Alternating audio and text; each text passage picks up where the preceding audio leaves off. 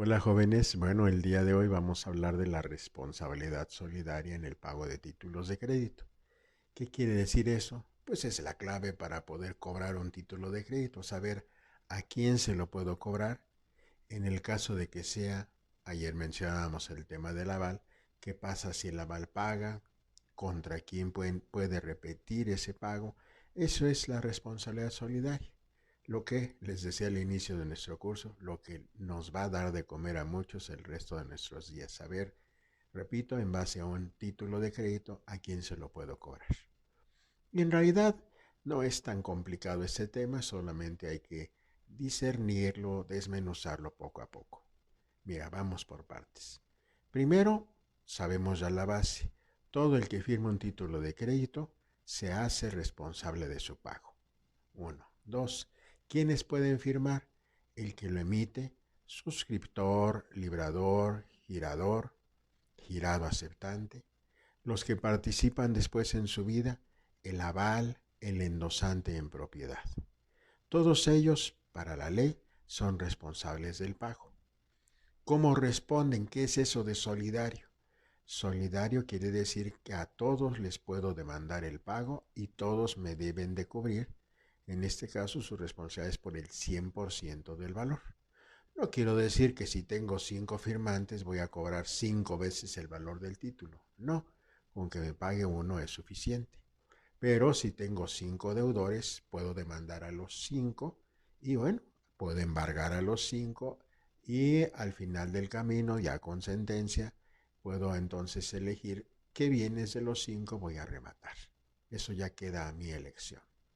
Otro efecto de la responsabilidad solidaria es que eh, no necesito sujetarme a un orden y exclusión. ¿Recuerdas qué es eso?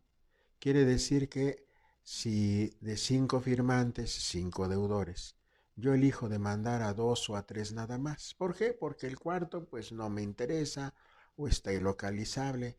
El quinto ya se murió y no tiene nada. Pues para qué pierdo el tiempo en esos. Mejor me enfoco en los que sí pueden pagarme. Eso es un consejo práctico, no porque la ley te lo diga. Bueno, entonces la responsabilidad solidaria implica que puedo demandar a uno, dos, tres o a los 5 en el orden que quiera. Puedo demandar un aval sin necesidad de demandar a su avalado. Esa facilidad me da la responsabilidad solidaria. ¿De acuerdo? Pueden ellos decir, no, es que también quiero llamar a juicio al que fue mi avalado o al que me endosó el título. No, no pueden. Tú tienes como actor la facultad de decidir, repito, a quién demandas y a quién dejas fuera de la jugada, de esa demanda. ¿Esto significa que a los que no demandaste ya se liberaron totalmente? No, sigue estando ahí su responsabilidad latente, yacente, pero pues tendrías que terminar el juicio 1, el que entablaste contra el aval, terminarlo y si no te pagaron, entonces sí vas contra los que no demandaste. Inconveniente que a los que no demandaste seguirá corriendo el tiempo de prescripción. ¿Qué es esto? Que si en el juicio 1 te tardaste 4 años, pues ya cuando quieras demandar a los que no firmaste, ya está prescrita tu acción cambiaria, tu acción de cobro vía ejecutiva mercantil. Pero bueno, eso tema de la prescripción y de las excepciones lo veremos más adelante. Vuelvo con el tema de la responsabilidad solidaria. Aquí tienes que leer el artículo 154 de tu ley, que de hecho ya hemos leído en clase varias veces, déjame recordarte, que dice el aceptante, el girador, los endosantes y los avalistas responden solidariamente por las prestaciones a que se refieren los dos artículos anteriores. ¿Qué es eso? Todos los firmantes. ¿Cuáles son las prestaciones a que se refieren los artículos anteriores? Lo que puedes demandar en base a un título de crédito, llamado acciones cambiarias. Así se llama la acción por la que tú reclamas el pago de un título de crédito de contenido pecuniario. Sigo leyendo.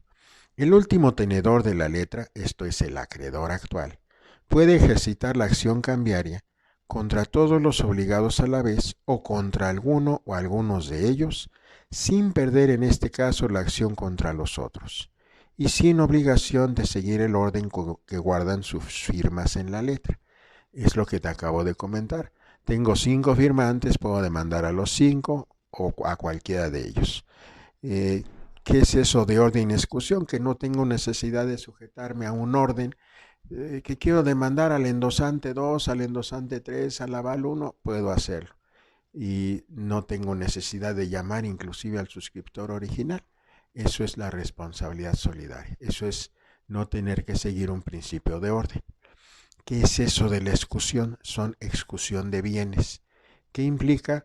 Pues que también, les decía yo, al final del juicio yo puedo elegir de mis 5 demandados, a los 5 embargué, puedo elegir cuál de los bienes de esos demandados me conviene más. Ejemplo, al demandado 1 le embargué un inmueble que está en Monterrey. Al demandado 2 le embargué un inmueble que está en Michoacán. Y al demandado 3 le embargué valores, inversiones en un banco. Bueno, para mí es más fácil rematar esos valores que están en el banco. ¿Por qué más fácil? Porque no tengo que trasladarme a Monterrey o a Michoacán, porque es más fácil, es más rápido, puedo yo elegir. Eso implica que no necesito sujetarme a un orden en los bienes. No me tiene por qué decir uno de mis deudores, no, primero vete con aquel y luego conmigo. Todos el que yo elija puedo o son responsables y todos sobre el que yo elija puedo rematar primeramente. ¿De acuerdo? Bien, continuamos con el 154 que nos dice, eh, el mismo derecho tendrá todo obligado que haya pagado la letra en contra de los signatarios anteriores y del aceptante y sus avalistas. ¿Qué es eso? Mira, aquí hay otro punto interesante. En títulos de crédito hay un principio que señala, te lo leo, todo, eh, toda persona, todo firmante del título es acreedor de sus anteriores y deudor de sus posteriores. Repito, todo firmante de un título es acreedor de sus anteriores y deudor de sus posteriores. Me explico. En un ejemplo de la vida de un título está el suscriptor, está su aval, está el primer beneficiario. El primer beneficiario se lo endosó a un segundo beneficiario. Este es el que tiene el título. ¿Qué quiere decir? Que él puede demandar a todos los anteriores firmantes. ¿Quiénes son? Todos los que te acabo de mencionar. ¿De acuerdo? Ahora bien, este segundo beneficiario lo vuelve a endosar. Bueno, en ese momento él se convierte en deudor del siguiente beneficiario a quien él se lo endosó. ¿Por qué deudor? Acuérdate que el artículo 90 dice que el que endosa en propiedad un título se hace responsable de su pago. ¿De acuerdo? Entonces también eres deudor cuando endosas en propiedad, paréntesis, salvo que le pongas la cláusula sin mi responsabilidad a el endoso. Así pues, entonces cada vez que un deudor paga un título, un pagaré, ¿puede repetir lo que pagó en favor del último beneficiario? Respuesta, depende, sí en principio. Me explico. ¿De qué depende ese sí en principio? Si tiene antes que él otros firmantes en el título, contra quienes pueda repetir para recuperar lo que él pagó. Que antes de él hay un aval, está el suscriptor del pagaré, pues contra él, ellos puede repetir. ¿Está claro hasta aquí? El único que no puede repetir, con el que se muere, permítame la expresión, con el que se muere el título de crédito, es cuando éste es pagado por el deudor principal. Ahí sí ya no hay contra quién repetir. Recuerda que ya te dije quiénes son los deudores principales. En el pagaré, el suscriptor, el que lanza, el que firma por primera vez el título. En el cheque, el librador, igual el que firma por primera vez el cheque, el cuentaviente del banco. Y en el caso de la letra de cambio, el deudor principal no es quien lo crea, que es el girador. El deudor principal por ley es el girado aceptante. Es ese corresponsal que te decía yo en aquella charla, que vivía en otro lugar, el llamado girado aceptante. Él es, para la ley, el que funge como el deudor principal. Así pues, cuando el título, el pagaré, el cheque o la letra es pagado por el suscriptor, el librador o el girado aceptante, ahí ya muere el título, ya no hay acción para repetir en contra de nadie basado en ese título de crédito. ¿De acuerdo? En este orden de ideas, pues, les recomiendo hacer ejercicios de los que hemos puesto también en el pizarrón. A emite un título, primer beneficiario B, segundo beneficiario C, tercer beneficiario D, cuarto beneficiario E. Y hace el juego en cuanto a qué pasa si B le paga al último beneficiario, qué pasa si C le paga al último beneficiario, contra quién puede repetir y contra quién no. Y después conjúgalo, aplícalo con quién de ellos puede oponer excepciones personales al último beneficiario.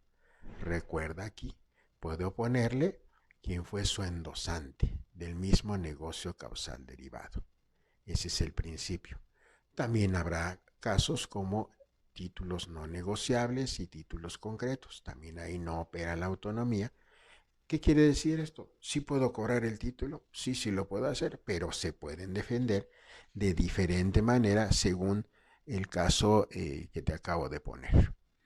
Bien, ¿a qué están obligados? Ya dijimos mucho de la responsabilidad solidaria. Yo soy aval, ¿a qué estoy obligado? Yo soy endosante, ¿a qué estoy obligado? Respuesta, a pagar el importe total de ese título de crédito. Eso es mi obligación. Pagar suerte principal, que es el importe, y si se pactan intereses, ejemplo en el pagaré, a pagarlos también ordinarios y moratorios. Recuerda que ni letra de cambio ni cheque producen intereses convencionales, solo producen el interés legal mercantil. ¿De acuerdo? Y si ya se va a juicio esto, entonces me van a sumar también el pago de los gastos y costas de ese juicio. Capital, intereses y gastos y costas del juicio. Esa es mi responsabilidad de pago. ¿De acuerdo? En cuanto a esta situación, entonces, solo recordar que hay firmantes no obligados, que los hemos visto en clase. ¿Quiénes son ellos? Bueno, los que pusieron un conocimiento de firma en un cheque, eh, el que firma como apoderado, el que endosa un título con la leyenda sin mi responsabilidad, los cajeros de los bancos. Todos ellos son casos en los que aunque firman, lo hacen con otra calidad, como apoderados o en otra calidad, que estas personas por excepción ni se obligan y obviamente no son responsables solidarios. Permíteme, te voy a mandar un ejercicio sobre esto que acabamos de comentar para que puedas ejercitar, valga la redundancia, este tema. Y no olvides, léelo en tu libro, léelo en la ley, los artículos 152 a 154, para que puedas redondear el conocimiento de esto. Te agradezco mucho, buenas tardes, cuídate y seguiremos con el siguiente tema. Vamos a ver las excepciones derivadas de un título de crédito, el artículo 8 de la ley. ¿Cómo me puedo defender frente a una acción de cobro? Muchas gracias, buenas tardes.